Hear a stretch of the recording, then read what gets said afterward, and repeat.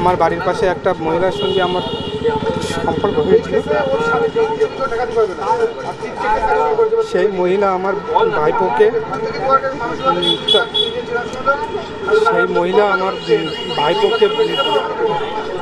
কোনো বিষ জাতীয় কিছু খাইয়ে আমার ভাইপোকে মারার চেষ্টা করে এবং আমাকেও আমার ঘরে এসে আমাকে খুন করার চেষ্টা করে। হ্যাঁ, সে আমাকে মেরেছে, তার সঙ্গে আমার সম্পর্ক ছিল এবং আমি যখন জানতে পারি যে আমার ভাইপোর এই অবস্থার জন্য ওই দায়ী, আমি তখন তার সঙ্গে সেই সম্পর্ক না রাখার জন্য করি। তখন থেকে আমার উপরে এমন অত্যাচার করা শুরু করে। হ্যাঁ, আমার কাছে টাকা পয়সা নিত আমার কাছ থেকে, যখন যেমন পারতাম তখন তেমন দিতাম। কালকে আমরা আমি, আমার বাবা আর আমার মা ঘরে বসে বসে এমনি কথা গল্প করছিলাম। এবার হঠাৎ আমরা রাত 8টার সময় ভাত খেতে যাই। খেতে গিয়ে দেখি দুধের হাঁড়ির মধ্যে আর সবজির মধ্যে বিষ জাতীয় কিছু মিশিয়ে দিয়েছে।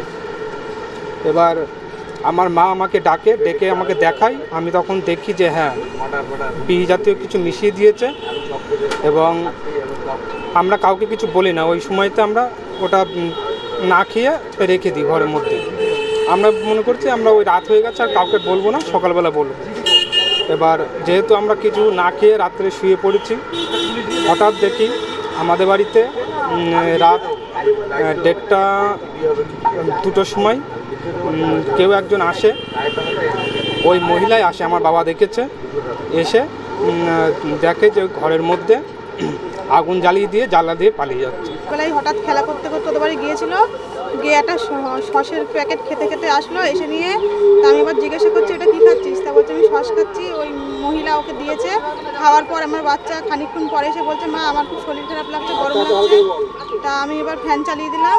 দিয়ে ফ্যান চালিয়ে দেওয়ার পরে খানিকক্ষণ পরে আমি ঘরে গিয়ে দেখছি আমার বাচ্চার মুখটা পুরো নীল হয়ে গেছে আর ওর চোখে তাকাতে পারছে না, চোখে শুধু ঘুম আর ঘাটটার পুরো ছেড়ে দিয়েছে।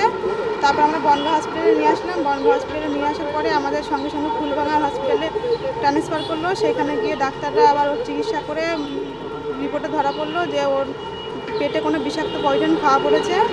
এটা কবে হয়েছে? 12 তারিখ। আপনারা অভিযোগ করেছিলেন? না, আমরা তখন ফুলবাগান হসপিটালে ছিলাম। তো ওখান থেকে কি জানাচ্ছে রিপোর্ট? কি বলছে? ওখান থেকে রিপোর্টে বলেছে যে ডাক্তাররা বলছে যে আপনাদের ওদিকে কোনো বিষাক্ত ফল টল কিছু আছে? তারপরে বলছে বিষাক্ত ফল তো সেরকম কিছু নেই। তারপরে ডাক্তাররা বলছে যাই হোক না কেন ও একটা বিষাক্ত পয়জন যাই হোক খাওয়া পড়েছে। আমার ছোট ছেলের সঙ্গে ওই মহিলার সঙ্গে ছিল সম্পর্ক থাকলে আমার ছেলে থাকতো বাইরে। এবার আমরা ওর কাছে টাকা পয়সা নিতাম না ওর ভবিষ্যতের চিন্তা করে। এবার ওই মহিলা ওর কাছ থেকে 2 লাখ টাকা খেয়ে তারপরে আর যখন দিতে না পারলো তখন ওর ওই ব্লেড দিয়ে হাত কেটে দিলে। তারপরে কেজি 500 দিয়ে মাথায় হদ্দ মারা মেরেছে, রক্ত ভেসে গিয়েছে কেতা কাপড়ে। নাগাদ 2টো কি দেখলে? দেখলাম যে ঘরের মধ্যে আগুন, মানে ওই মহিলা জানলা দিয়ে আগুন ছুঁড়ে দৌড় মারছে। তখন ওই মহিলার ধর্ম না ঘরে তালা মারা রয়েছে, সেই দরজা ভেঙে তখন ঘরে ঢোক।